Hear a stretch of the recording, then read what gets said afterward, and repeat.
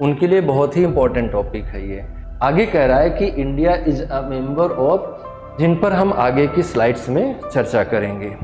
जिस टाइम पे वो क्षेत्र बहुत अशांत था और इसके दो सबसे बड़े मेंबर नेशन जो हैं चाइना और कई तरह के सिक्योरिटी कंसर्न खड़े हुए, कई तरह के सच एज, ये आप बात ध्यान रखिएगा है ना कि दिल्ली में बैठक हुआ था, तो जरा इसको गौर से समझेंगे, उनके बारे में ये जानकारी इकट्ठी करें।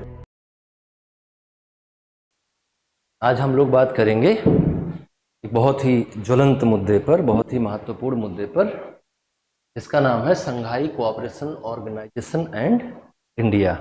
जैसा कि हम लोग जानते हैं कि 3 से 4 जुलाई 2024 के बीच में कजाकिस्तान की राजधानी अस्ताना में संघाई कोऑपरेशन ऑर्गेनाइजेशन की बैठक हुई, जिसमें भारत का प्रतिनिधित्व भारत के विदेश मंत्री एस जयशंकर ने किया, जिसमें भारत के बहुत सारे प्रतिनिधि के सदस्य भी गए।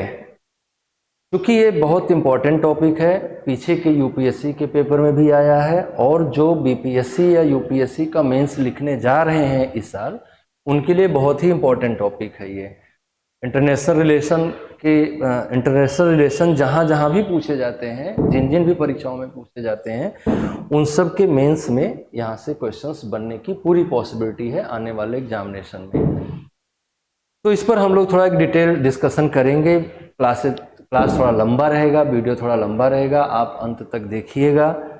देखना तो आपकी ही मर्जी पे है, आप देखिएगा, इसमें बहुत सारे ज़रूरी बातें डिस्कस की जाएंगी।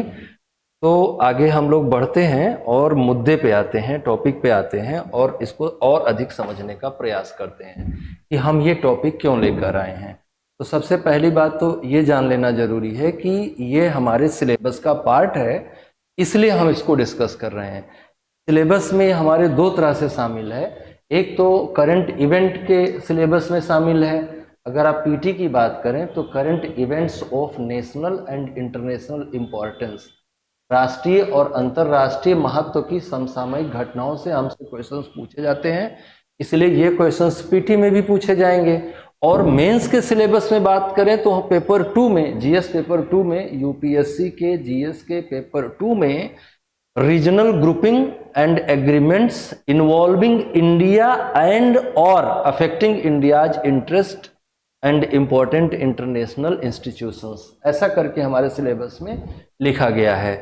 तो ग्रुपिंग एंड एग्रीमेंट्स में एससीओ भी आता है, एंड और अफेक्टिंग इंडियाज इंटरेस्ट, भारत के संबंधों को जो भी प्रभावित करने, भारत के इंटरेस्ट को जो प्रभावित करे, वो सब कुछ इसमें आ रहा है, इस सारी कंडीशन को पूरा कर रहा है। तो पेपर 2 को कवर कर रहा है। इसके अलावा आने वाले एग्जाम में जो एसए का पेपर आएगा, वहाँ से भी आप मे बी कि वहाँ भी इस तरह के मुद्दे उठाए जा सकते हैं, तो एसए के लिए भी इम्पोर्टेंट है ये।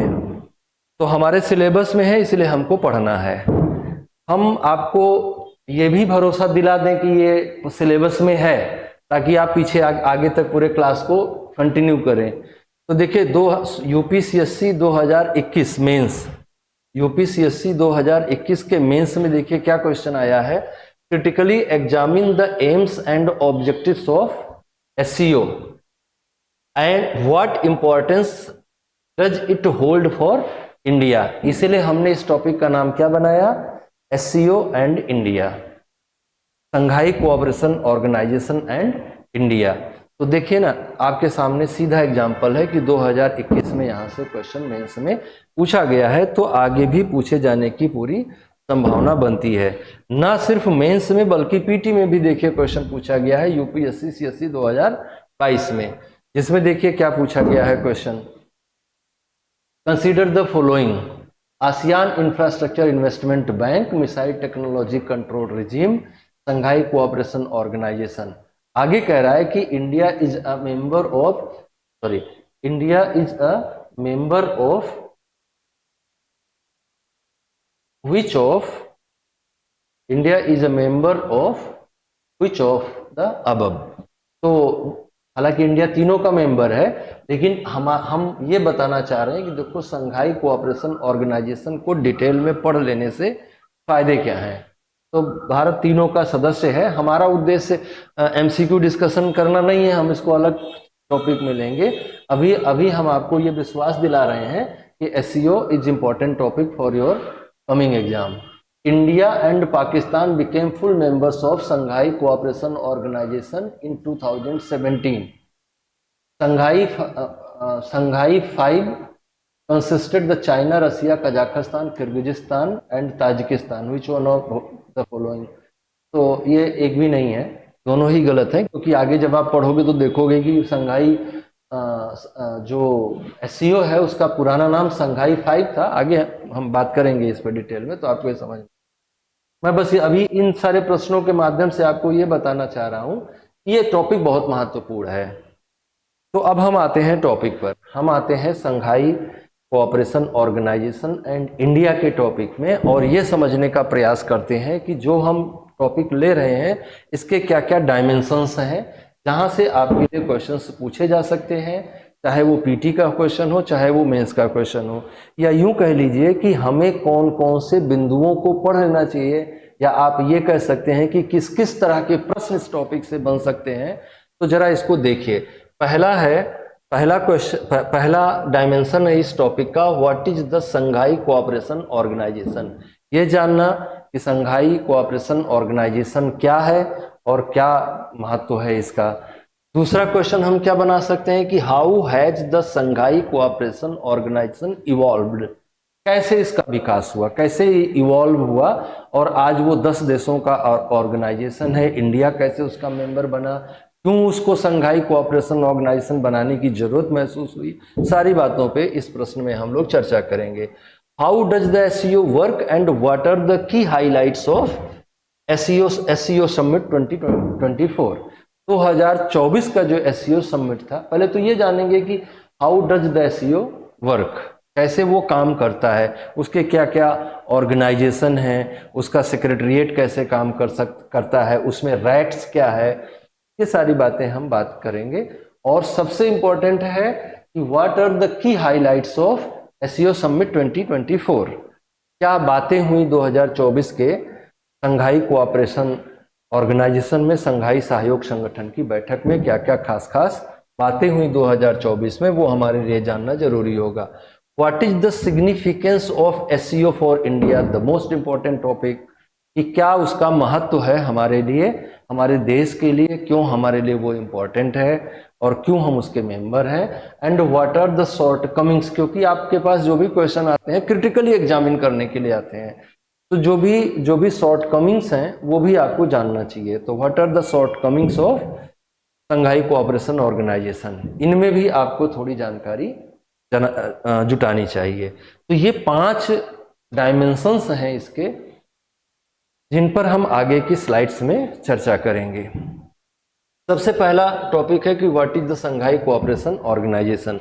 यहीं से हम लोग अपनी बात को स्टार्ट करते हैं कि संघाई कोऑपरेशन ऑर्गेनाइजेशन क्या है, कैसे उसका डेवलपमेंट हुआ, कैसे वो इवॉल्व हुआ, सारी बातों पर हम लोग क्रमिक रूप से आगे बढ़ेंगे।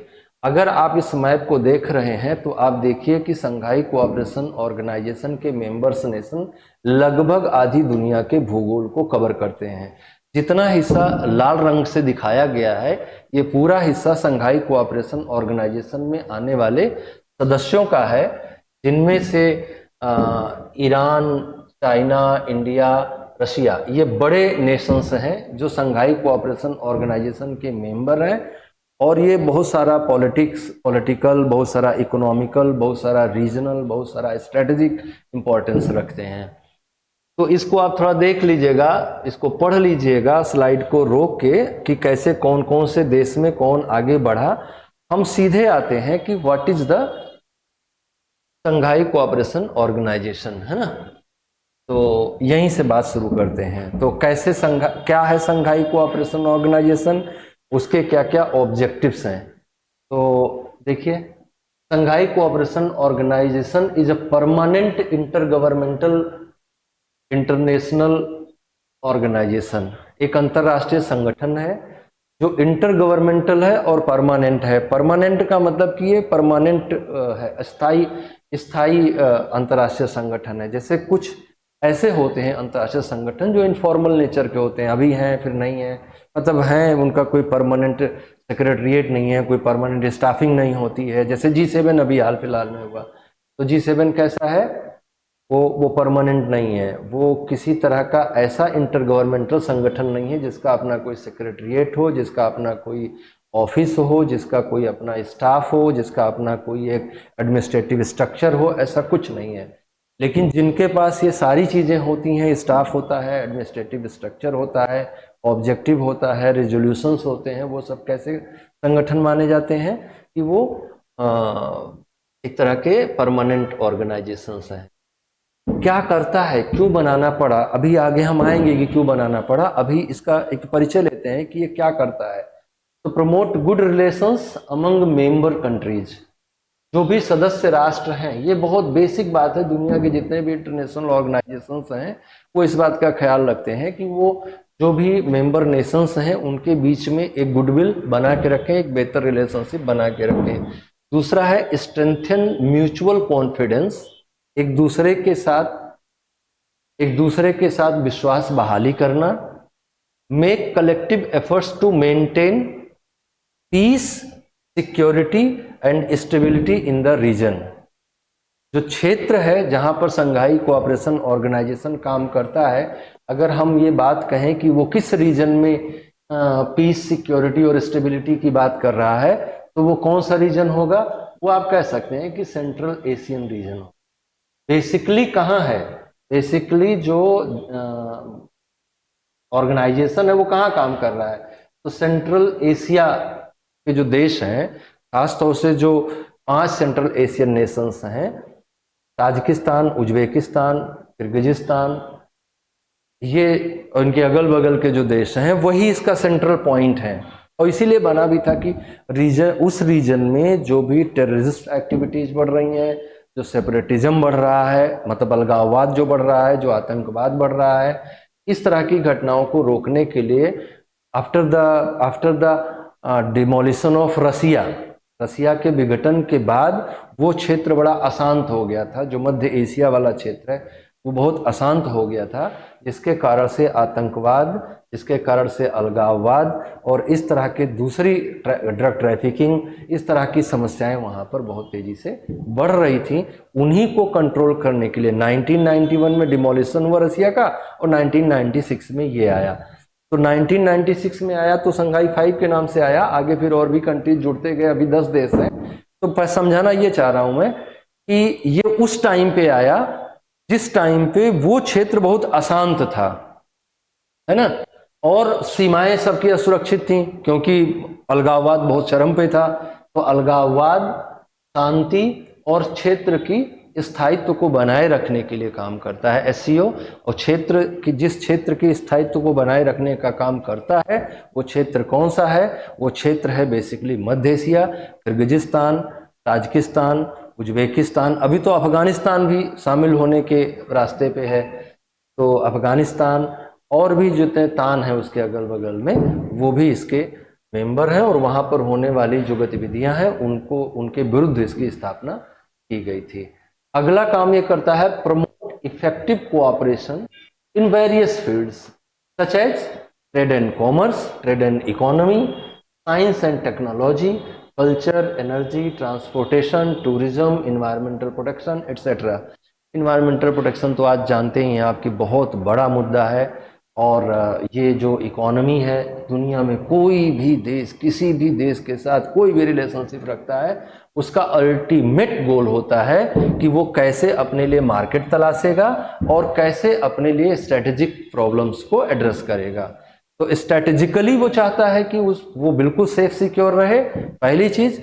और दूसरी चीज वो ये चाहता है कि जो वस्तुएं उसके यहाँ नहीं उत्पादित हो रही हैं वो कम से कम मूल्य पर उसको मिल सके, और जो वस्तुएं उसके यहाँ उत्पादित हो रही हैं वो अधिक से अधिक मूल्य में दूसरे देशों में बिक सकें। यही ये किसी भी इंटरनेशनल ऑर्गेनाइजेशन में मेंबरशिप लेने का या किसी भी दूसरे देश के साथ संबंध बनाने का पहला उद्देश्य होता है। तो ये रहेगा ही रहेगा। एनर्जी आज की समस्या है। कल्चर तो आप समझिए कि बहुत बड़े सांस्कृतिक संघर्ष के दौर से गुजर रही है दुनिया, और इस सांस्कृतिक संघर्ष के दौर में थोड़ा हम लोग धार्मिक हो जाएंगे, जाने देते हैं उस बात को, धर्म पे चले जाएंगे।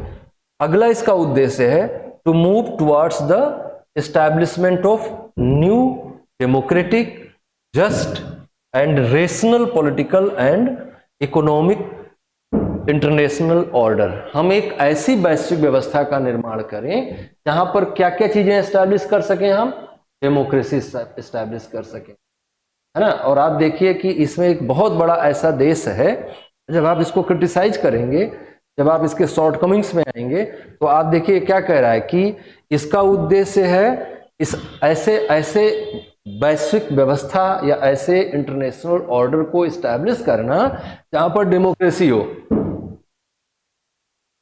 और इसके दो सबसे बड़े मेंबर नेशन जो हैं, चाइना और रसिया।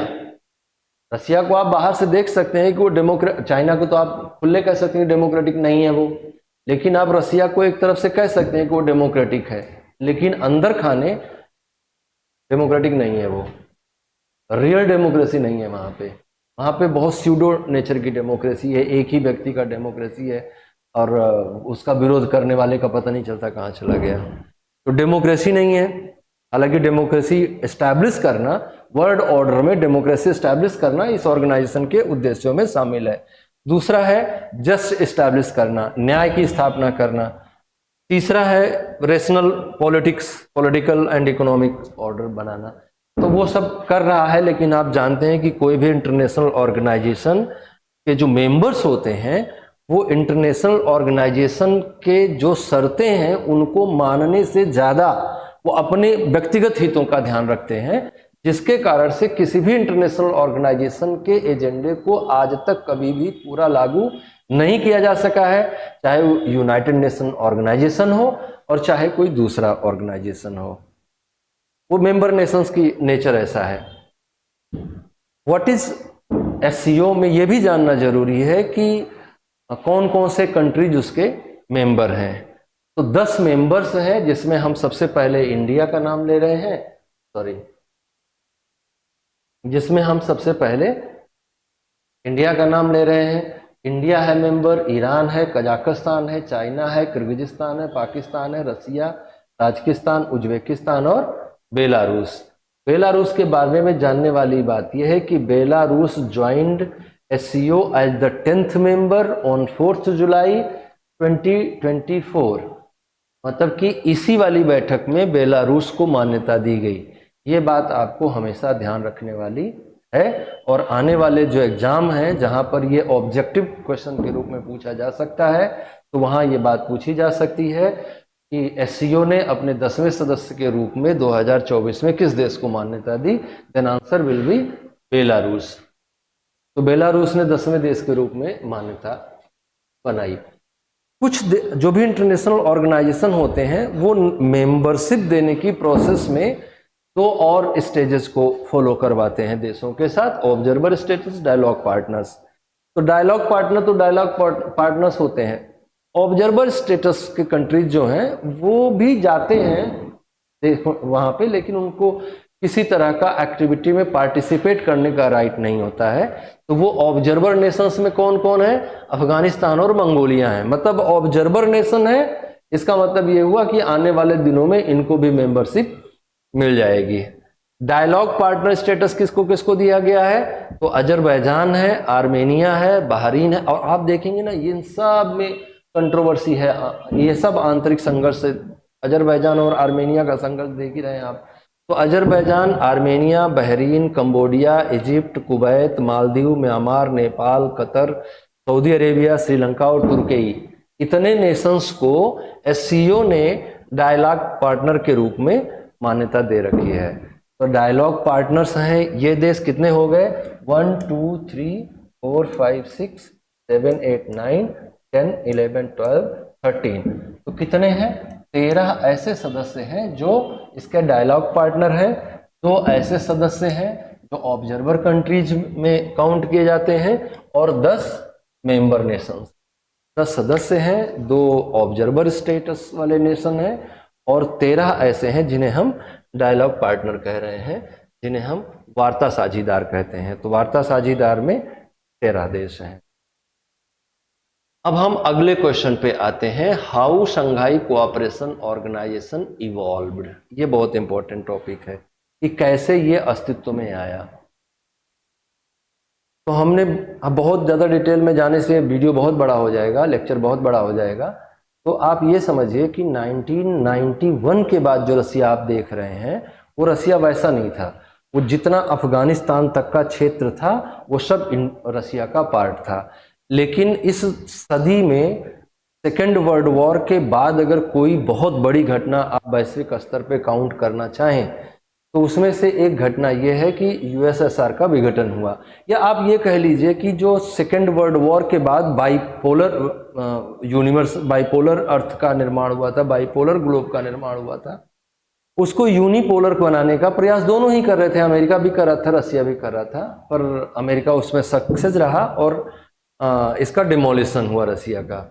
रसिया के डिमोलिशन के कारण से 15 इंडिपेंडेंट कंट्रीज अस्तित्व में आए उसी क्षेत्र में, जिन क्षेत्रों में कभी यूएसएसआर, जिन क्षेत्रों को कभी यूएसएसआर के नाम से जाना जाता था। 15 नेशंस उसमें से इंडिपेंडेंट नेशन आए। अच्छा, वो इंडिपेंडेंट नेशन किस बात का रिजल्ट थे? वो इंडिपेंडेंट नेशन नेशनलिटी का रिजल्ट थे, एक्सट्रीमिज्म का रिजल्ट थे, सेपरेटिज्म का रिजल्ट थे।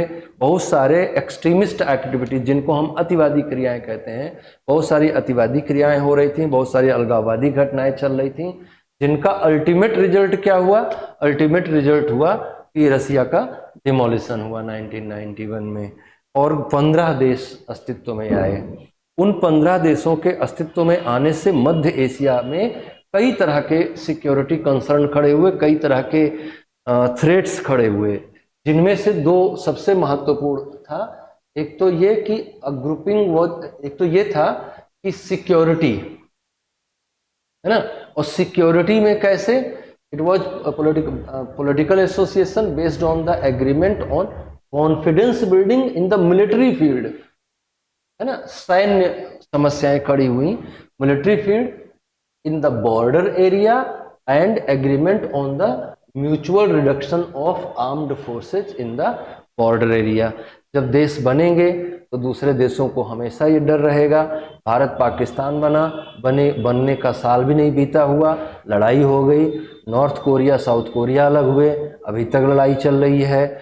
जब भी दो देश इस तरह से टूटते हैं या कोई बड़ा देश एक से अधिक देशों में टूटता है तो बॉर्डर हमारा क्या होगा, कैसा होगा, ये इस तरह की समस्या शताब्दियों से चल रही है।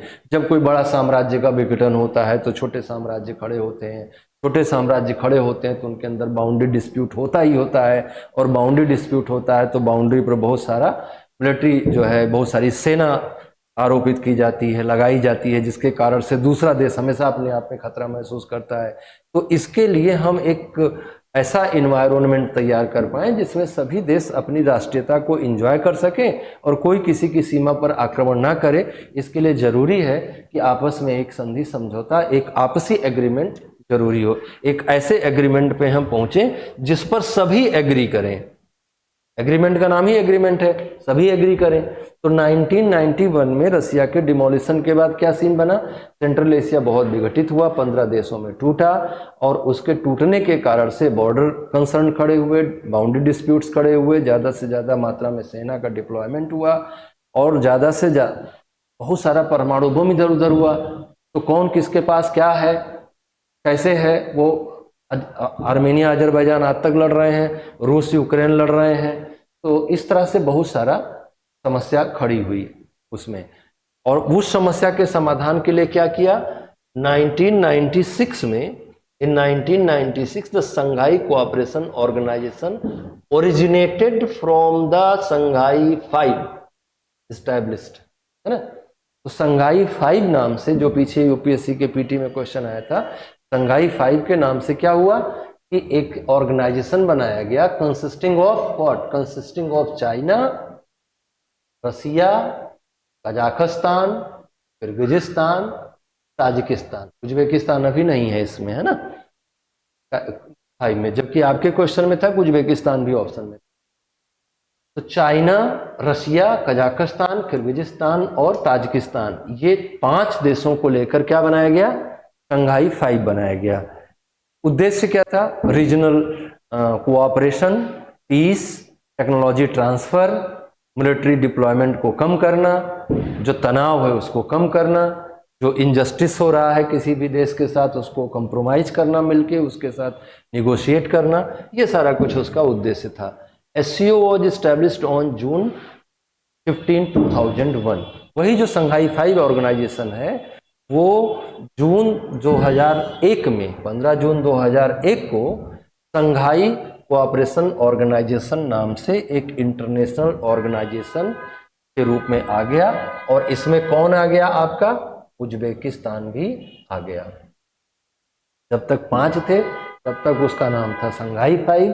संघाई 5 में चाइना था, रसिया था, कजाकिस्तान था, किर्गिजिस्तान था, ताजिकिस्तान था। सेंट्रल एशिया में पीस को मेंटेन रखने के लिए, एक जस्टफुल इन्वायरमेंट बनाए रखने के लिए उज्बेकिस्तान का भी उसमें शामिल होना जरूरी था। उज्बेकिस्तान को शामिल कर लिए जाने के बाद उसका संघाई 5 नाम रखने का कोई लॉजिक बचा नहीं, इसलिए उसका नाम संघाई कोऑपरेशन ऑर्गेनाइजेशन कर दिया गया। आगे फिर और देखिए 6 सदस्य हो गए इस तरह से। The SCO was initially focused on collaborating with in central Asia to address issues such as, 3 issues मैंने आपको बताया, टेररिज्म, सेपरेटिज्म और एक्सट्रीमिज्म। ये 3 मुद्दे थे जिन्हें 3 एबिल्स कहा गया। ये 3 एबिल थे। 3 एबिल कौन कौन से थे? 3 एबिल थे टेररिज्म, सेपरेटिज्म एंड एक्सट्रीमिज्म। आतंकवाद, अलगाववाद और इसको क्या, अतिवाद, राष्ट्रीयता अतिवाद, अतिराष्ट्रवाद। एक्सट्रीमिज्म किसी भी तरह से हो सकता है, वो रिलीजियस एक्सट्रीमिज्म हो सकता है, रेसियल एक्सट्रीमिज्म हो सकता है, नेशनल एक्सट्रीमिज्म हो सकता है। तो एक्सट्रीमिज्म बहुत बड़ी समस्या होती है। कोई भी चीज है ना, अति सर्वत्र वर्जयेत, अति का भला न बरसना, अति की भली न चूक, अति का भला न बोलना, अति का भला न बरसना, अति की भली न धूप, अति का भला न बोलना, अति की भली न चूक। तो जो भी चीज ज्यादा हो जाती है हमेशा कैसी होती है बाबू लोगों? नुकसानदेह हो जाती है। तो क्या किया जाए फिर इन 3 एबिल से बचने के लिए? तो ये लाया गया। इसका चार्टर आया, SCO चार्टर आया सेंट पीटर्सबर्ग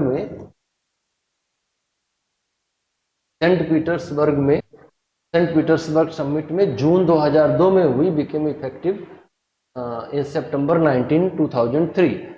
तो हुआ ये कि क्या इसका एजेंडा रहेगा, कैसे ये काम करेगा। मतलब पहले तो वो संघाई 5 के नाम से काम कर रहा था, अब वो SCO के नाम से काम कर रहा है। तो SCO का जो चार्टर है, it was signed by the member nations in Saint Petersburg in June 2002, which came into force from 19th of September 2003। 19 सितंबर 2003 से वो लागू हुआ।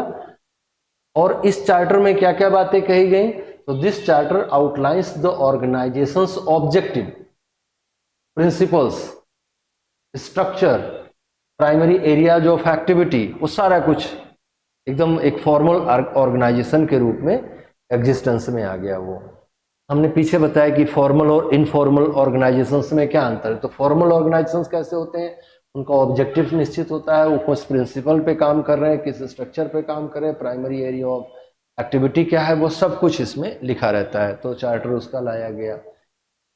आगे चलकर 2006 में SCO ने इंटरनेशनल ड्रग ट्रैफिकिंग को भी अपने उसमें शामिल किया, अपने प्राथमिक कार्य क्षेत्र में शामिल किया कि जो इंटरनेशनल ड्रग ट्रैफिकिंग रैकेट हैं उनमें जो फाइनेंस आता है उसको भी हम काउंटर करेंगे, उसको भी हम कॉम्बैट करेंगे। तो ये क्या कह रहा है कि additionally in 2006 the SCO announced plan to combat international drug trafficking as a means to finance global terrorism. क्योंकि ग्लोबल टेररिज्म और ड्रग ट्रैफिकिंग मतलब गुंडागर्दी और नशे का व्यापार दोनों एकदम एक दूसरे के साथ जुड़े हुए हैं। दोनों भाई बहन है समझ लीजिए, और ऐसे भाई बहन है जो जुड़वा है और दोनों एक दूसरे को बहुत प्यार भी करते हैं। मिर्जापुर सीरीज आप लोग देख ही रहे होंगे, मिर्जापुर 3, तो जान जाइए कि गुंडई और ड्रग ट्रैफिकिंग कैसे जुड़ी हुई है। तो आतंकवाद और ड्रग ट्रैफिकिंग का जो नेक्सस है उसको तोड़ने के लिए भी इन्होंने 2006 से काम करना स्टार्ट किया। In September 2003, the heads of SCO member states signed a 20-year program. ये भी notable point है, 20-year program of multilateral trade and economic cooperation. The program aims to establish a free trade zone within the territory of SCO member countries by revitalizing the process of creating a favorable environment for the trade and investment. Free trade zone का मतलब ये होता है कि जो भी border पर barriers लगे होते हैं वो बैरियर्स हटा लिए जाते हैं। जैसे बॉर्डर पर दो तरह के बैरियर्स लगाए जाते हैं, क्वालिटेटिव और क्वांटिटेटिव बैरियर्स लगाए जाते हैं। टैक्सेज के बैरियर होते हैं और वस्तुओं को कितनी मात्रा में कोई देश दूसरे देश में भेज सकता है, इस पर भी बहुत सारे बैरियर्स आरोपित किए जाते हैं। इन बैरियर्स को खत्म कर देना ही क्या कहा जाएगा? फ्री ट्रेड कहा जाएगा। अगर दो देशों के बीच की सीमाओं को मान लिया जाए कि वो सीमा है ही नहीं, इकोनॉमिकली मान लिया जाए, पॉलिटिकली तो वो सीमा रहेगी, इकोनॉमिकली मान लिया जाए कि there is no any boundary line, दोनों देश एक ही हैं इकोनॉमिक एक्टिविटीज के लिए या ट्रेड एंड कॉमर्स के लिए, तो इस कंडीशन को या इस तरह के एग्रीमेंट को हम फ्री ट्रेड एग्रीमेंट कहते हैं। और इस तरह से जो जोन बनेगा उसको हम फ्री ट्रेड जोन कहेंगे। तो फ्री ट्रेड जोन बनाने की बात हुई कि हम आपस में एक दूसरे के साथ without any tax duties, without any barrier हम ट्रेड करें। India and Pakistan became full members of the organization in 2070 at the meetings of heads of state council of the Shanghai Cooperation Organization in Astana। इसी Astana में 2017 में, जहां 2024 में बैठक हुई, वहीं 2017 में भी बैठक हुई थी और अस्ताना में ही भारत को पूर्ण सदस्य के रूप में शामिल किया गया। और भारत को शामिल किया गया तो पाकिस्तान तो कहेगा ही कि हमको भी शामिल करो, क्योंकि पाकिस्तान को चिंता हो जाएगी अपने सीमाओं की, तो पाकिस्तान को भी शामिल किया गया। और ये चिंता जो है आगे भी आप और क्लियर कट समझेंगे कि ये बहुत सफल काम तरीके से उन ऑब्जेक्टिव्स को लागू नहीं कर पा रहा है जिन ऑब्जेक्टिव्स के लिए काम कर रहा है। तो उसके पीछे क्या रीजन रिस्पॉन्सिबल है, अभी आगे के स्लाइड्स में आप देखेंगे। इन 20, ये भी जानने वाला पॉइंट है, नोटेबल पॉइंट है, पूछा जाएगा वो, जैसा कि कंसीडर द फॉलोइंग स्टेटमेंट करके पूछा जाता है, तो ये पॉइंट भी उसमें डाला जा सकता है। In 2023 the status of full member of organisation was granted to the Islamic republic of Iran. और 2024 में किसको मिला? बेलारूस को। तो इस्लामिक रिपब्लिक ऑफ ईरान को 2023 में फुल स्टेटस दिया गया और this time Belarus became the 10th member of the organisation. और 2023 वाला बैठक कहाँ हुआ था? दिल्ली में हुआ था। तो ये आप बात ध्यान रखिएगा, है ना, कि दिल्ली में बैठक हुआ था और ईरान को उसका मेंबरशिप दिया गया था। वो 9वां मेंबर था और 10वां मेंबर के रूप में किसको शामिल किया गया? बेलारूस को शामिल किया गया। बेलारूस को इसी साल शामिल किया गया है। तो आपने देखा कि पहले संघाई 5 था, संघाई 5 के बाद उसमें उज्बेकिस्तान भी आ गया, संघाई 6 हो गया, फिर दो देशों को एक साथ 2017 में मान्यता दे दी गई, भारत और पाकिस्तान को, तो 8 हो गए, फिर ईरान को दे दी गई तो 9 हो गए, और फिर अभी बेलारूस को दे दी गई तो कितने हो गए? 10 हो गए। तो इस बात को आप ध्यान रखेंगे। अब हम अगले क्वेश्चन में आते हैं, अगले डायमेंशन पर आते हैं इस टॉपिक के, जो कि है how does SCO work and what are the key highlights of SCO summit 2024। Astana बैठक, अस्ताना डिक्लेरेशन क्या है, अस्ताना घोषणा क्या है, वो हमें जानना है, और ये काम कैसे करता है, इसका ऑर्गेनाइजेशनल सेटअप कैसा है, वो हमको जानना है। इसके ऑर्गेनाइजेशनल सेटअप में दो चीजें हैं। एक तो हाईएस्ट डिसीजन मेकिंग बॉडी जो है वो क्या है? हेड ऑफ, जो एससीओ की हाईएस्ट डिसीजन मेकिंग बॉडी है वो है हेड्स ऑफ स्टेट काउंसिल, इसको एचएससी कहते हैं, हेड ऑफ स्टेट्स काउंसिल कहते हैं, जिसमें सभी देशों के मेंबर्स इसके मेंबर होते हैं। It meets once in a year to make decision and provide instructions on all important issues recording SCO activity. जो कुछ भी एससीओ करता है, जो जो उसके ऑब्जेक्टिव हैं, जो जो उसके प्राइमरी एरिया ऑफ एक्टिविटी हैं, उनमें क्या करना है इस साल में, उसके लिए एचएससी जो है वो बैठक करता है और फिर इन सब के लिए दिशा निर्देशन तय करता है कि आने वाले साल में आप ये करेंगे। A meeting of HSC chaired by head of the state organisation, the meeting है ना, head of the state organising the meeting.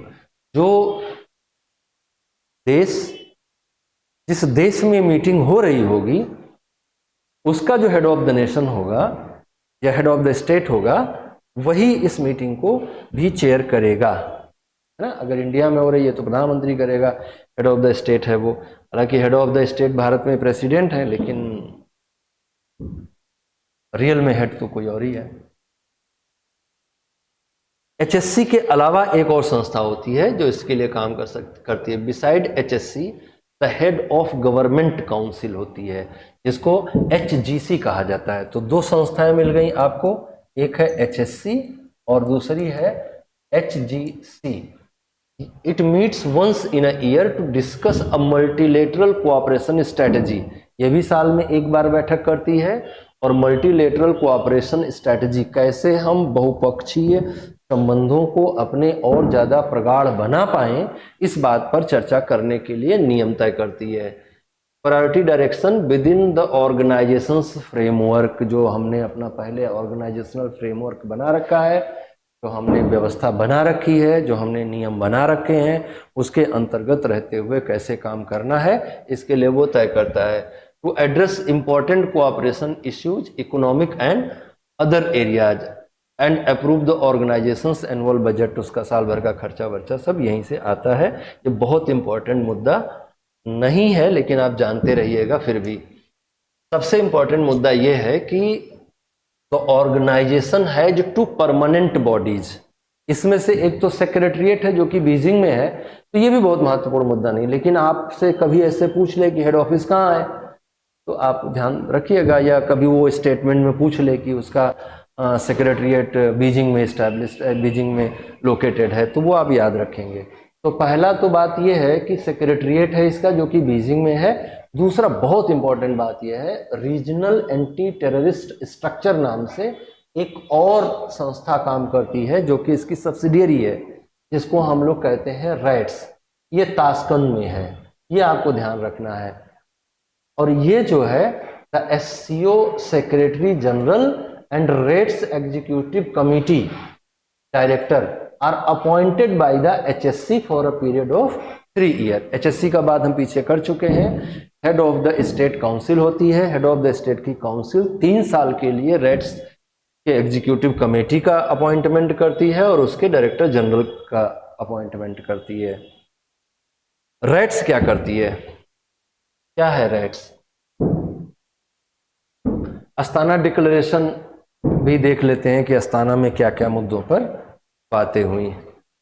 तो सबसे पहला, किसी भी इंटरनेशनल ऑर्गेनाइजेशन में जिस उद्देश्य से हम बैठे हैं, जिसके लिए काम, जो इसका प्राइमरी ऑब्जेक्टिव है, उसके लिए एक प्रस्ताव पास करवा ही लेते हैं। तो the member states will adopt the SCO initiative on world unity for just peace, harmony and development which they invite the international community to join. कब से चल रहा है, दुनिया के जितने ऑर्गेनाइजेशन हैं सब ये कर रहे हैं, दुनिया में शांति कायम रहे, दुनिया में अत्याचार ना हो, दुनिया में कोई किसी की सीमाओं का उल्लंघन ना करे, सभी राष्ट्र एक दूसरे के साथ सम्मानजनक व्यवहार करें, सभी राष्ट्र एक दूसरे के साथ बराबरी का व्यवहार करें। जब से ये दुनिया बनी है, जब से ऐसी बातें हो रही हैं, मान लो दुनिया बनी तो आप हो सकता है कि इसको डिनाई करें, इस पर कोई डिबेट हो सकता है कि आप खड़ा कर सकें, लेकिन सेकेंड वर्ल्ड वॉर के बाद तो यही बात हो रही है और अभी तक हो नहीं पाया, और we are preparing for the third world war. हम दरअसल हैं क्या ना, इतनी लड़ाइयाँ लड़ते ही जा रहे हैं, लड़ते ही जा रहे हैं, अंत में हम ही लड़के मरेंगे। तभी ये सब कुछ फालतू चीज़ें हैं, बस ऐसे कही जाती हैं, इनको कहना जरूरी है, अंदर खाने अपनी सोच कुछ और रहती है। खैर, ज़्यादा हम भटकते नहीं हैं, मुद्दे पे बने रहते हैं। The member states do not take part in any decision that are aimed at interfering in international affairs and contradict international laws.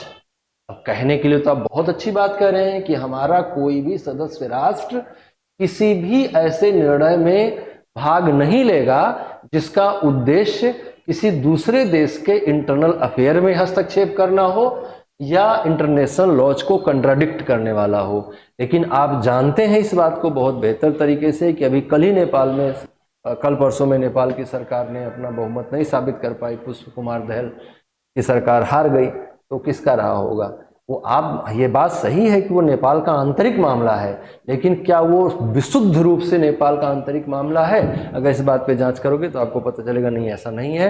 उसमें भारत का भी हाथ रहा होगा, उसमें चाइना का भी हाथ रहा होगा। तो सभी दूसरे देशों के आंतरिक मामलों में बराबर हस्तक्षेप करते हैं, या यूं कह लो कि जितना हो सकता है करते हैं। लेकिन कागज पे क्या लिखते हैं हमेशा कि हमें किसी दूसरे देश के इंटरनल इश्यूज में कोई भी इंटरफेरेंस नहीं करना है। तो ये बातें हैं बातों का क्या। The member states noted that the UN's prestige and efficiency can be strengthened by increasing the representation of developing countries through the comprehensive reform of the UN। बहुत लंबे समय से ये बात भी चल रही है कि यूनाइटेड नेशन ऑर्गेनाइजेशन को कैसे इफेक्टिव बनाया जाए। जिन ऑब्जेक्टिव्स को लेकर यूनाइटेड नेशन ऑर्गेनाइजेशन बनाया गया था वो कभी आज तक नहीं पूरा कर पाया। कुछ छोटे मोटे उदाहरणों को अगर हम देख लें तो भले ही आप कह सकते हैं कि उसने किया, लेकिन जब भी किसी एक तरफ डेवलपिंग नेशन एक तरफ डेवलप्ड नेशन का मामला आता है हमेशा वो फेल रहता है, और ज़्यादातर केस में फेल रहा है। मतलब कि यूनाइटेड नेशन ऑर्गेनाइजेशन जिस ऑब्जेक्टिव के साथ बनाया गया वो बहुत इफेक्टिवली उस पर काम नहीं कर पा रहा है, बहुत प्रभावशाली तरीके से उस पर काम नहीं कर पा रहा है। The member states reform that central Asia represents the core part of SCO. मैं पहले ही बता चुका हूं आपको कि एससीओ जिस रीजन में पीस स्टेबल करना चाहता है, जस्ट स्टेबल करना चाहता है, जिसमें पावर बैलेंस स्टेबल करना चाहता है, वो एरिया क्या है? वो एरिया है सेंट्रल एशिया। तो इस बात को हमेशा ध्यान रखना होगा कि ये ऑर्गेनाइजेशन जिस रीजन के लिए काम कर रहा है वो सेंट्रल एशिया है, ऐसा इसमें कहा गया। While affirming their firm commitment to combat terrorism, separatism, extremism, the member states emphasize on unacceptability of the attempts to use terrorist, separatist and extremist group for self-serving purposes।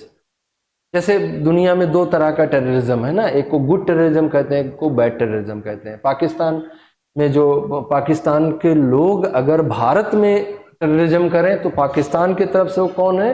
Good terrorist हैं। लेकिन अगर वो पाकिस्तान में जाकर कोई दूसरा ऐसा activity करे जो पाकिस्तान को अस्थिर करने के लिए काम कर रहा है तो उनके यहाँ बैड टेररिस्ट है। तो पाकिस्तान में टेररिज्म का एक ग्रुप ऐसा है जो एंटी इंडिया है और एक ऐसा ग्रुप है जो एंटी पाकिस्तान है। तो जो एंटी पाकिस्तान है वो उनके लिए बैड टेररिस्ट हैं, जो एंटी इंडिया है वो उनके लिए गुड टेररिस्ट हैं। तो ये जो धारणा बना रखी है देशों ने उसके अगेंस्ट ये बात कह रहा है कि सेल्फ सर्विंग पर्पजेस के लिए हम जो टेररिज्म को थोड़ा बहुत प्रमोट कर देते हैं या प्रमोट नहीं भी करते तो उनकी तरफ से नज़रअंदाज करते हैं उनको, तो वो नहीं करना होगा। ऐसा ये कहा ही गया, बस ये ध्यान रखें। लेकिन आपको यही कहना है जो कहा गया है। They call on the international community to push for achieving consensus on the adoption of comprehensive convention on combating international terrorism within the UN। ये भी हो ही जाएगा। यूनाइटेड नेशन ऑर्गेनाइजेशन में एक कॉम्प्रिहेंसिव व्यवस्था बनाई जाए, एक कॉम्प्रिहेंसिव एग्रीमेंट बनाया जाए, कन्वेंशन बनाया जाए जो इंटरनेशनल टेररिज्म को रोके। जब रुकेगा जब बात किया जाएगा, और ये ऐसी ही बातें होती रहेंगी और टेररिज्म ऐसे का ऐसे आगे बढ़ता रहेगा। The SCO chairmanship has been passed to the people's republic of China. ये भी बहुत जानने वाली बात है, आपके पीटी के एग्जाम में पूछी जा सकती है कि किसको पास किया गया है अगले सेशन के लिए।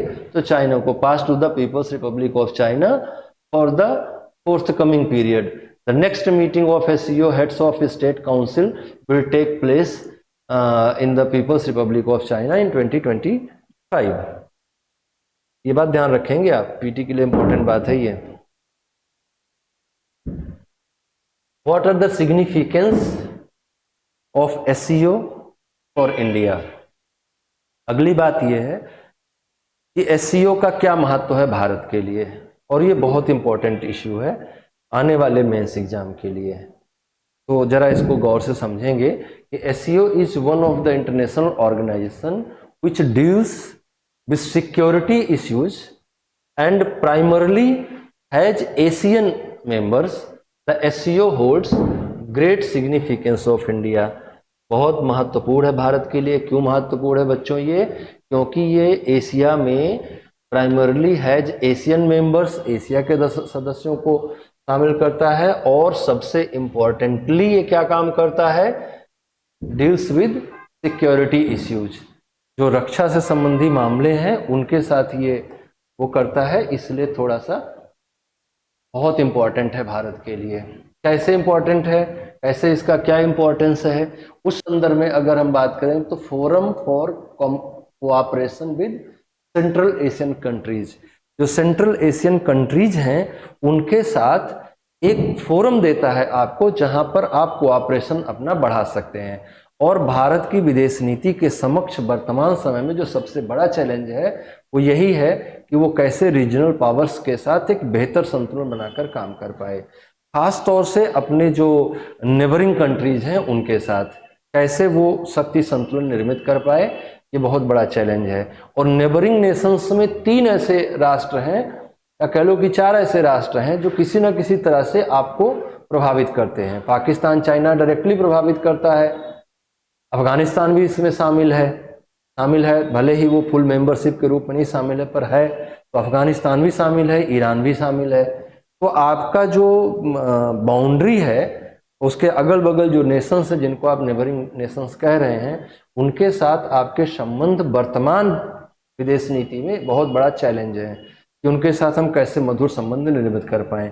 अगर आप भारत के चारों ओर एक वृत्त बनाएं और मालदीव से बात करना शुरू करें, तो मालदीव से लेकर और फिर म्यांमार के बाद बांग्लादेश, म्यांमार, भूटान, नेपाल, चाइना, और फिर अफगानिस्तान, फिर पाकिस्तान, फिर नीचे ईरान भी थोड़ा बहुत। ईरान तो आपको डायरेक्टली नहीं टच करता, मतलब इन सारे देशों में अगर आप सर्कल बनाएं तो आप देखेंगे कि चाइना का प्रभाव भारत की तुलना में अधिक है।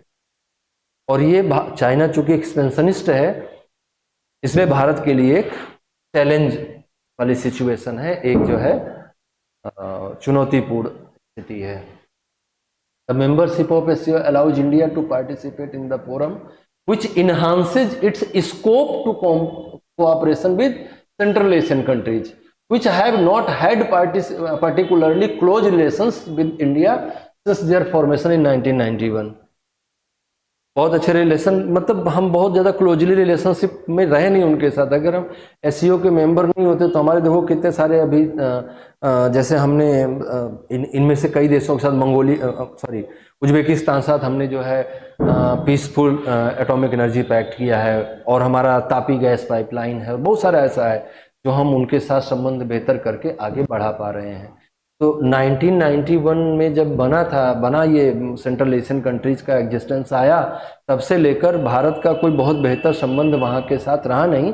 लेकिन SCO का मेंबरशिप 2017 में SCO की मेंबरशिप आपको ये अवसर दे रही है कि आप इनके साथ बेहतर रिलेशनशिप बना सकें। It also matters to maintain communication with major regional actors of common security issue. इस एरिया का जो कॉमन सिक्योरिटी इश्यू है, उनके जो मेजर एक्टर्स हैं, मेजर पार्टिसिपेंट्स हैं, उनके साथ आप एक बेहतर डायलॉग बना सकते हैं, उनके साथ एक बेहतर कम्युनिकेशन बिल्डिंग कर सकते हैं, बेहतर व्यवस्था निर्मित कर सकते हैं। तो आपको एक बहुत उचित मंच प्रदान कर रहा है कौन?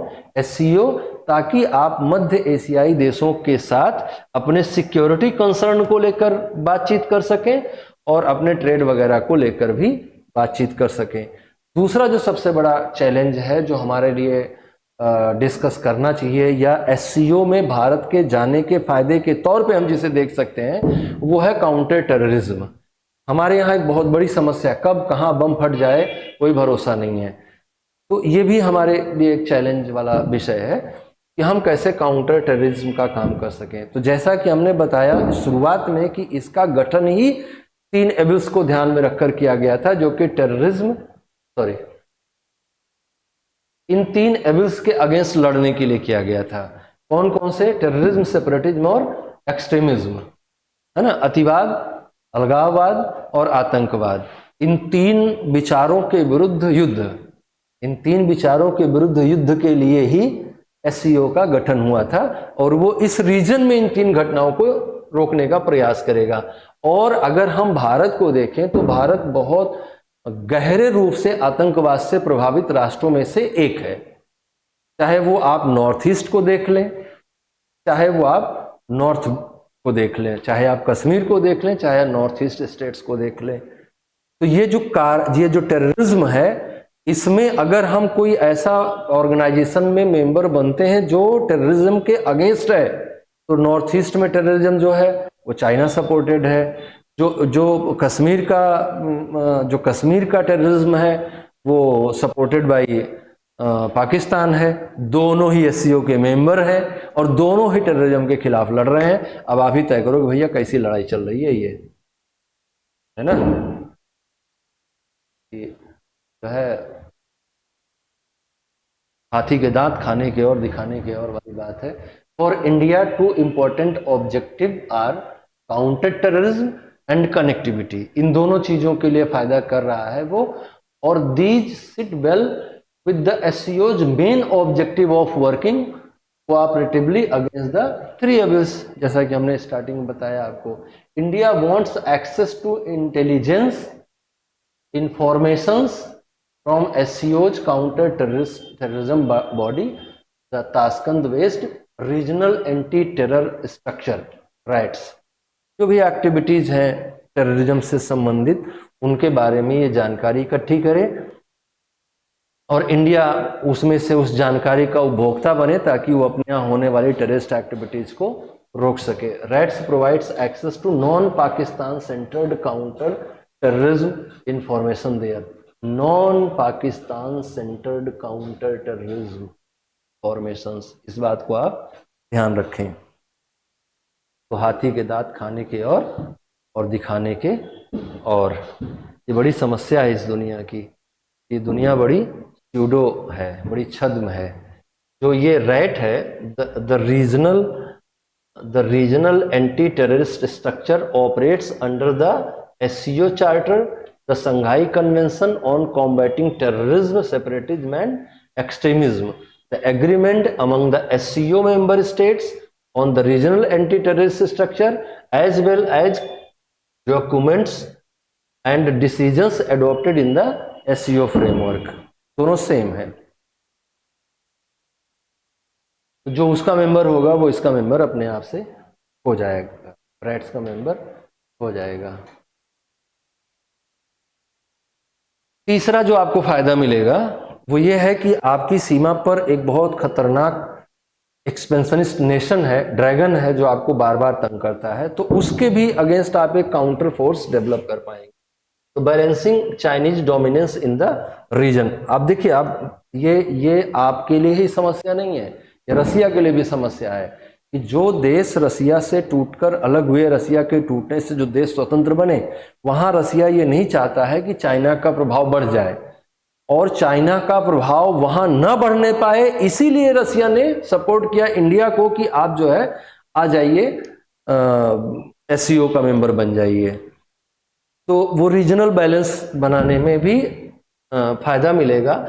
लेकिन अच्छा, इस रीजन में सबसे ज्यादा डोमिनेटिंग नेशन चाइना है, तो चाइना के डोमिनेशन से, चाइना के ज्यादा डोमिनेशन से रसिया को भी बुरा प्रभाव पड़ता है। इसलिए रसिया चाहता है कि इंडिया भी इसके साथ मेंबर रहे, और इससे आपको एक और फायदा मिलेगा कि इंडिया और रसिया के बीच में जो संबंध है वो और ज्यादा क्लोज होंगे और ज्यादा बेहतर होंगे। तो the SCO provides India with opportunity for countering the dominance of China in this region, in the reason.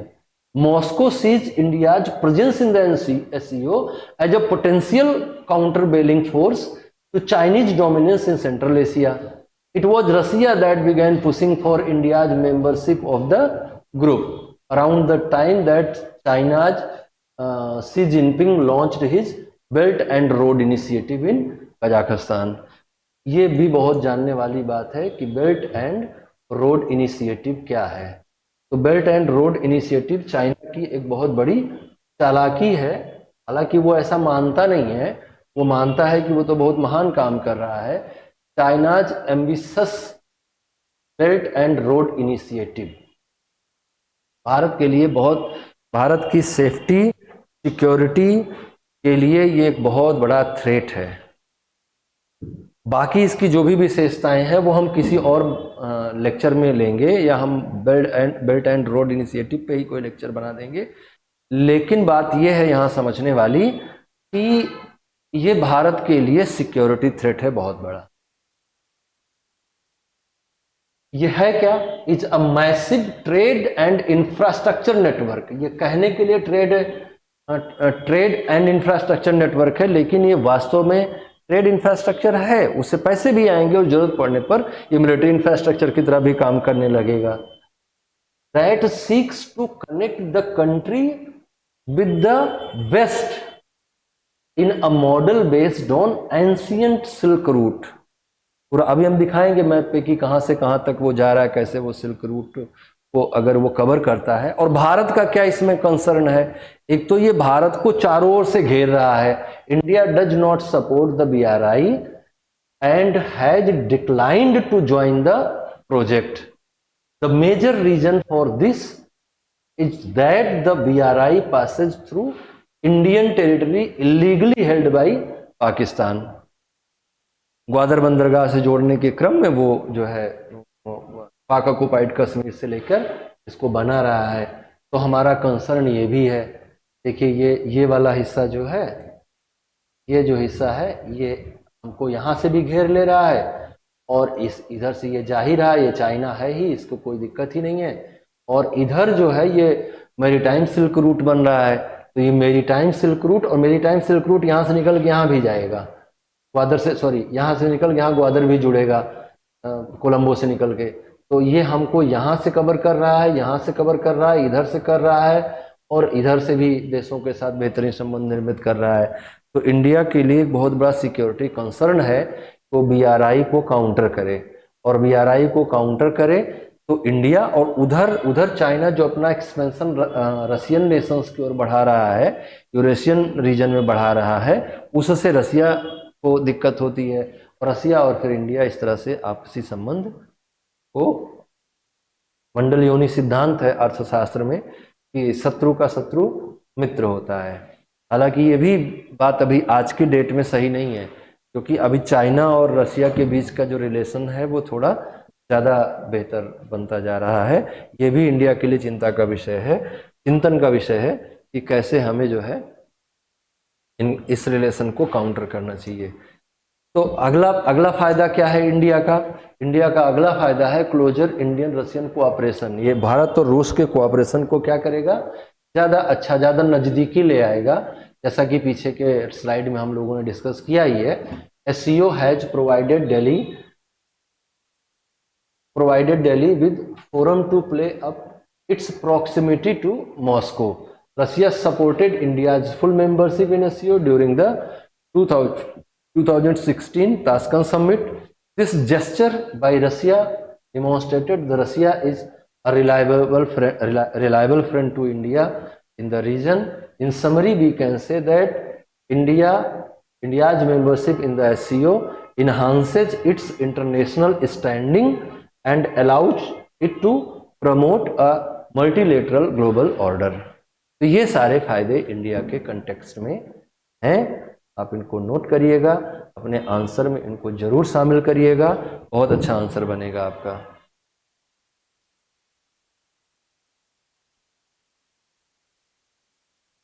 है ना?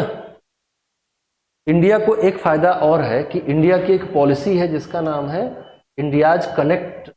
इंडिया के एक फॉरेन पॉलिसी का पार्ट है जिसका नाम है कनेक्ट सेंट्रल एशिया पॉलिसी। तो SCO provides India with greater access to the central Asian members countries and is crucial for India's connect central Asia policy. Connect central Asia policy क्या है, इसको भी दो लाइन में समझ लेते हैं। तो कनेक्ट सेंट्रल एशिया पॉलिसी क्या है? Policy is a broad based approach including political, security, economic, and the cultural connection. इस तरह से हम सेंट्रल एशियन नेशंस के साथ अपने संबंध निर्मित करें। किन किन देशों को हम फोकस कर रहे हैं इस पॉलिसी के तहत? इन 5 देशों को, जिनमें से उज्बेकिस्तान, कजाकिस्तान, तुर्कमेनिस्तान, किर्गिजिस्तान और ताजिकिस्तान है। ये हमारा पूरा कॉन्सेप्ट बेस्ड है 4 C's पे, जिसमें हम क्या क्या ढूंढ रहे हैं? Commerce, connectivity, consular and community. Uranium, इसके फायदे क्या मिले हैं आपको? यूरेनियम क्या मिलेंगे? यूरेनियम एंड ऑयल गैस, ये सब कुछ आपको ये एरिया रिच है इन मामलों में, तो यहाँ से आपको कनेक्टिविटी मिल जाएगी, तो आप जो है इन चीज़ों को आसानी से इंपोर्ट कर पाएंगे। Civil nuclear deal with Kazakhstan, जैसे हमने अभी बताया कि कजाकिस्तान के साथ हमने कच्चा यूरेनियम खरीदने का समझौता किया। India's only overseas airbase lies in Farkhor Tajikistan, तो ये हमारे लिए बेहतर है, अच्छा है। तापी पाइपलाइन है जिसमें ताजिकिस्तान, अफगानिस्तान, पाकिस्तान और इंडिया शामिल है। तो इन सारी चीज़ों को आप देखोगे तो आपको लगेगा कि हमारी जो पॉलिसी है कनेक्ट सेंट्रल एशिया, ये बहुत बेहतरीन है और इससे हमको बहुत सारे फायदे मिलेंगे। और इस पॉलिसी के तहत हम इन 5 देशों के साथ अपने संबंधों को बेहतर बनाएंगे, और बेहतर बनाने के दौरान हम क्या करेंगे? 4 C's का ख्याल रखेंगे, connectivity, counsellor, community and commerce का।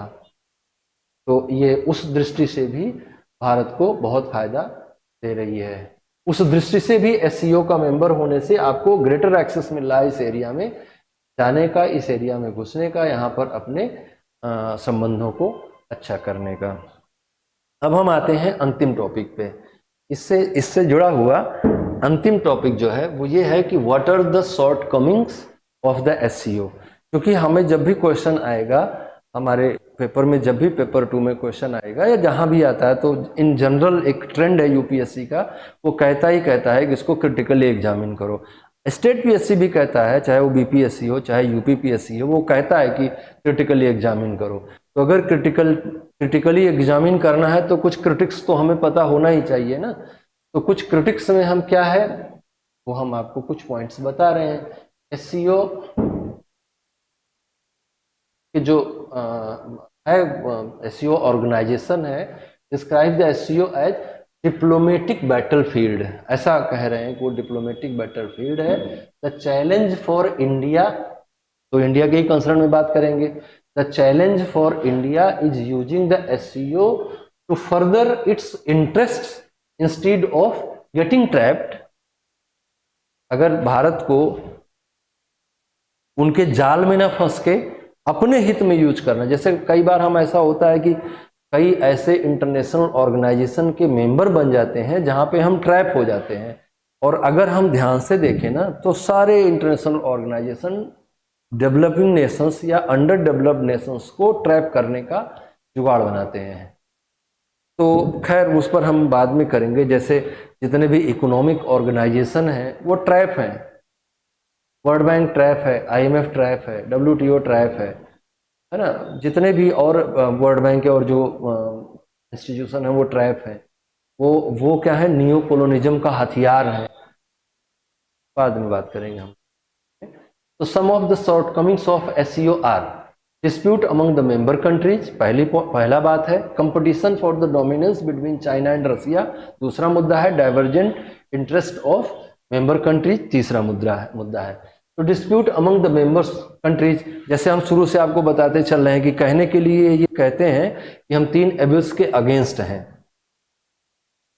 3 एबिल को किसको मानते हैं? ये 3 एबिल मानते हैं एक्सट्रीमिज्म को, ये 3 एबिल मानते हैं टेररिज्म। 3 एबिल में से एक एबिल मानते हैं एक्सट्रीमिज्म को, दूसरा मानते हैं टेररिज्म को, और तीसरा मानते हैं सेपरेटिज्म को।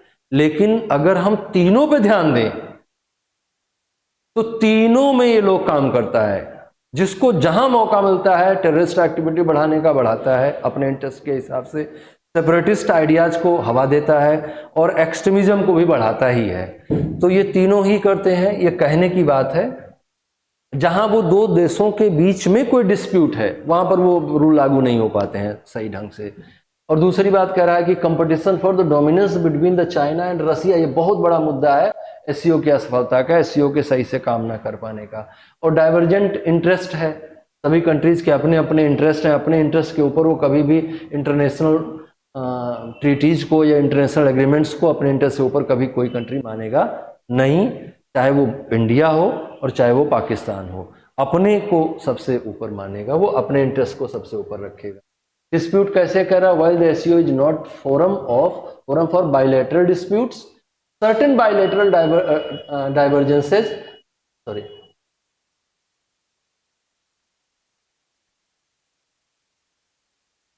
while the SCO is not a forum for bilateral disputes, certain bilateral divergences, differences and disputes have variably cast a shadow on the grouping, raising the questions of the relevance of the organization given the difficulty in the managing ties among the partners। हम bilateral discussions के लिए वहां नहीं जाते, लेकिन अगर आप मान लीजिए कि भारत और पाकिस्तान वहां किसी बाइलेटरल इश्यू के डिस्कशन के लिए नहीं जाते, लेकिन आप कल्पना करिए कि कोई बाइलेटरल मुद्दा खड़ा होता है या बाइलेटरल इश्यूज हैं, भारत का चाइना के साथ है, भारत का पाकिस्तान के साथ है। अब ये बाइलेटरल इश्यूज क्या किसी मल्टीलेटरल फोरम में प्रभाव नहीं डालते होंगे? बहुत नेचुरल है प्रभाव डालना उनका, बहुत बहुत स्वाभाविक है उनका प्रभाव डालना, तो प्रभावित करते हैं, जिसके कारण से जिनके बायलेटरल एजेंडेज हैं, एजेंडाज हैं, वो बेकार हो गए, वो उन पर काम नहीं हो पा रहा है। Such as Russia Ukraine issue, Russia मनमानी करता है, कोई रोकने वाला नहीं है। Emergence of China as a major regional power, उस पर भी कोई रोक टोक नहीं लग रहा है, वो जिस तरह से मनमानी करना चाह रहा है कर रहा है, भारत में जिस तरह से मनमानी करना चाह रहा है कर रहा है, भारत के हिस्से में घुसकर बैठता है और कहता है कि हमने कुछ नहीं किया है, उल्टे भारत को कहता है कि भारत हमारी संप्रभुता के लिए खतरा है। तो नहीं, उस पर कोई समाधान पे हम जा पा रहे हैं। और हमारी सरकार भी थोड़ा इस मामले में कमज़ोर है कि वो चाइना का खुलकर विरोध नहीं करना चाहती, ना जाने किन कारणों से। हालांकि आपको ये सब लिखने की जरूरत नहीं है, जो मैं बता रहा हूँ यही इतना ही लिखने की जरूरत है। दूसरा हमने बताया कि competition for dominance between China and Russia, ये भी एक बहुत बड़ा मुद्दा है कि चाइना और रसिया डोमिनेट करते हैं यूएस शंघाई कोऑपरेशन ऑर्गेनाइजेशन को, और डोमिनेट भी करते हैं और आपस में भी एक दूसरे के विरुद्ध षड्यंत्र में शामिल होते हैं। while the West views the SCO as a cozy club run by China and ally Russia, बिल्कुल नहीं मानते कि वो किसी तरह से ये कोई इंटरनेशनल ऑर्गेनाइजेशन है या इसमें जो भी ये इनके एजेंडा हैं उनके लिए काम करते हैं, ऐसा कुछ नहीं है। ये कोजी क्लब है। Those familiar with the working of group describe the forum as a venue where the two dominant powers are in competition with each other for influence. ये क्या कर रहे हैं, ये दोनों ही डोमिनेटिंग पावर्स जो हैं ये दसों देशों को बुला लेते हैं और यहाँ अपना अपना प्रभाव, या इस क्षेत्र में हम अपना प्रभाव कैसे ज़्यादा से ज़्यादा बढ़ा पाएं, यही चाइना का मुद्दा है और यही रूस का मुद्दा है। और ये इस ऑर्गेनाइजेशन को, इस संगठन को वो अपने इस उद्देश्य के लिए प्रयोग करते हैं, ऐसा पश्चिमी देशों का मानना है। और आपको भी लग ही रहा होगा कि हाँ यही है, जितने देश से आप इसके बारे में पढ़ रहे हो तो आपको लग ही रहा होगा कि यही है। 4 of the 5 Central Asian republics are member of SCO, तो है ही, और वहाँ अपना प्रभाव बढ़ाना ही चाहता है। और रसिया फिर से 1991 वाली सिचुएशन में आना चाहता है कि 1991 से पहले का जो रसिया था वैसा फिर से हो जाए। चाइना भी बहुत एक्सपेंशनिस्ट पॉलिसी पे काम कर रहा है, और दोनों अगर एक ही क्षेत्र में अपना एक्सपेंशन कर रहे हैं तो दोनों को एक अपने डोमिनेंस के लिए एक दूसरे का विरोध करना या एक दूसरे का काउंटर करना जरूरी है। Russia has viewed these resource rich republics, जो उनसे इंडिपेंडेंट होकर रिपब्लिक बने, दे आर रिसोर्स रिच, तो रसिया चाहता है कि उन पर हमारा प्रभाव बने और हमारे कंट्रोल में आए। That were part of the erstwhile Soviet Union as its strategic backyard, वो हमेशा चाहेगा कि वो हमारे कंट्रोल में आ जाए। but it has not been able to stop a growing Chinese footprint over the region. इधर ये चाइना के बढ़ते हुए, पर उन क्षेत्रों में, जिन क्षेत्रों में रिसोर्स रिचनेस है, रसिया चाहता है हमारे कंट्रोल में फिर से आए, और उन्हीं क्षेत्रों में चाइना भी अपना डोमिनेंस बढ़ा रहा है लगातार, और चाइना जो डोमिनेंस बढ़ा रहा है उसको बहुत सक्सेसफुली काउंटर नहीं कर पा रहा है रसिया.